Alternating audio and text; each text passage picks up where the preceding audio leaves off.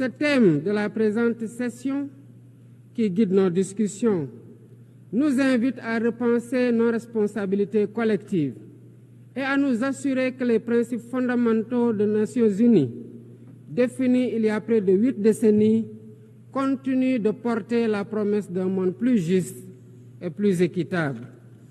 Mesdames, Messieurs, nous vivons dans un monde troublé, où les principes de la Charte des Nations Unies, qui prônent l'égalité, la justice et le respect des droits humains, sont chaque jour mis en mal.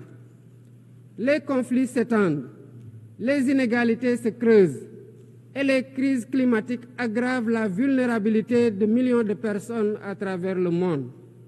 De surcroît, nous assistons à une remise en cause inquiétante du multilatéralisme, à un moment où l'humanité en a le plus besoin.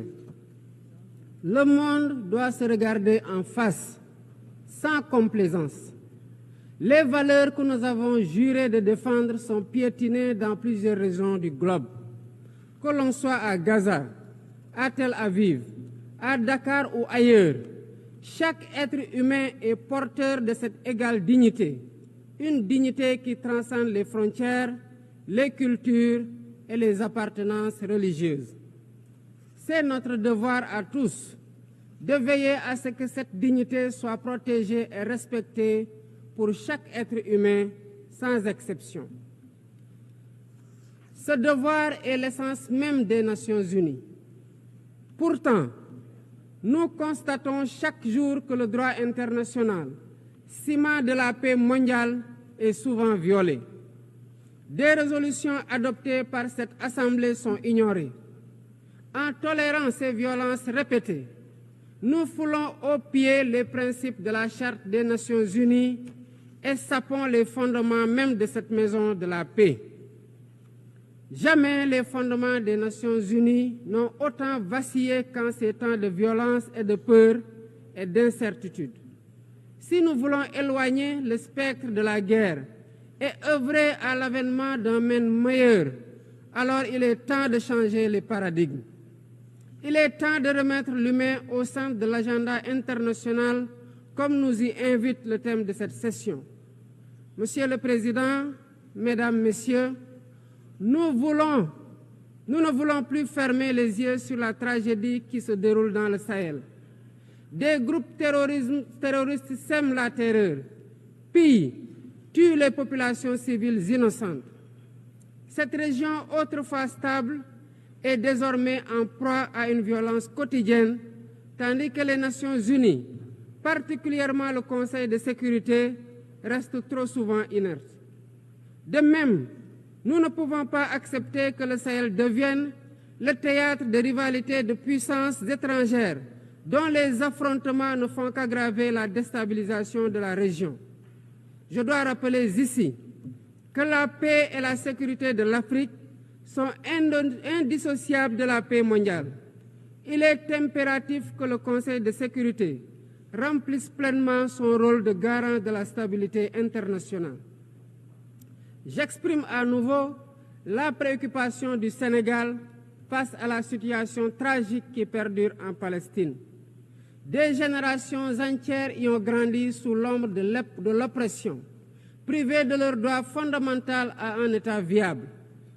Le Sénégal, en tant que président du Comité pour l'exercice des droits inaliénables du peuple palestinien, appelle à un cessez-le-feu immédiat et durable. Nous réitérons notre soutien à la solution des deux États, avec Jérusalem-Est comme capitale de la Palestine, conformément aux résolutions pertinentes des Nations Unies. Cette guerre qui n'épargne ni femmes, ni enfants, ni infrastructures vitales est une plaie ouverte sur la conscience internationale. Il est impératif que le droit international humanitaire soit rétabli dans toutes les zones de conflit et que les Nations Unies jouent pleinement leur rôle de médiateur et de garant de la paix. Mesdames et Messieurs, la paix n'est pas seulement l'absence de guerre. La paix, c'est aussi la possibilité pour chaque être humain de vivre dans la dignité, de se nourrir, de se loger, de s'éduquer et de recevoir des soins. Or, aujourd'hui, plus de 750 millions de personnes ne mangent pas à leur faim et des millions basculent chaque jour dans l'extrême pauvreté. Ces chiffres éloignent de plus en plus le monde des objectifs de développement durable fixés pour 2030.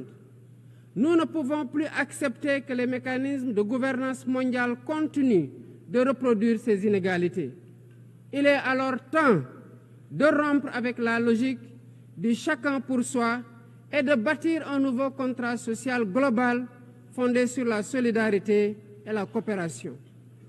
Ce contrat doit inclure des réformes majeures pour s'attaquer aux défis politiques, économiques, environnementaux de notre époque. Premièrement, il est impératif de sauvegarder et de renforcer le multilatéralisme comme cadre unique d'action pour la paix et la sécurité internationale. Cela passe par une réforme urgente des institutions mondiales, notamment le Conseil de sécurité, le FMI, la Banque mondiale, afin qu'elles soient plus inclusives et qu'elles reflètent les réalités géopolitiques et économiques actuelles.